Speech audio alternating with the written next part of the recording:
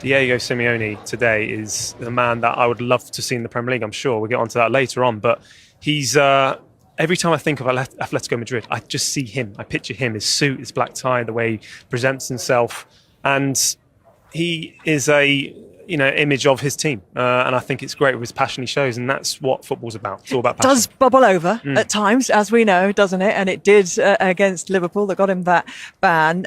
But it's a matchup that's fascinating between these two, because as a player, Mikel Arteta talked about Atletico Madrid as somewhere that potentially he would like to go, and obviously Diego Simeone has had such a long tenure there, 14 years. But for these two to come together for the first time now in their managerial career, it's an interesting time for them to meet. It's great for us because I think it's going to be a great game. I think they have the same ideas, intensity, discipline, but they just express it differently. So, you have Arteta, who likes, more positional game. They like the possession.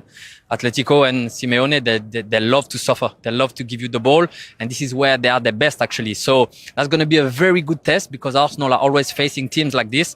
But this is the top of the top, in a team that can suffer for 90 minutes and still win games. So great players all around the pitch, two top managers, and hopefully goals, because this is what we're here for. But Mikel's got to stay here. He can't go to Atletico Madrid. No, he's done now. No, as a player though, it was somewhere that he always said he really fancied going there. But no, don't worry about that. He's not going anywhere. It doesn't feel like he's going anywhere until he's got a trophy. When I look at Arsenal, I think about Arsenal. There are always good things to say about Arsenal, but we want them to win now, right? That's the whole point, is how can they get to that point of winning? And I believe they're overanalyzing everything too much, and it becomes a thing that is always around. I'm calling it the ghost. But is it not football, Clarence? Huh? I think it's football. In today's football, we like to analyze a lot of things. It's not about us. And you're right. I'm not saying us. We are here to analyze. Of course. But they are analyzing things too much. So every year, the surrounding of Arsenal has too much of this chat. So the difficulty, or actually the challenge for the team and for Arteta, is to keep all those voices out of the locker room. How do you do that? Well, exactly this. You need to talk about it, in my opinion. You need to mention this. Too much talk about, the past and the pressure and this and that. If this team believes that they can win, then that's the only thing that matters. All the other stuff needs to be just around for the other people. But I look at it as well. Just the fact that the difference in Arsenal I've noticed this season particularly is the fact that games I feel confident they're 1-0. Last year I got the sense that fans got a bit nervy, they're going to concede a late goal, someone's going to make a rash decision. I don't see that now. I'm very confident Fulham were there.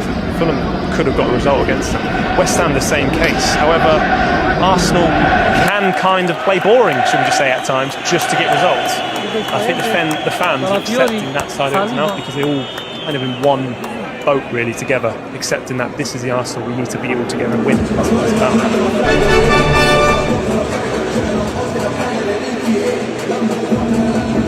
This is where a match day starts for the players. The fans streaming in their thousands above me, but down here in the car park is where the team bus arrives. The players walking through this entrance.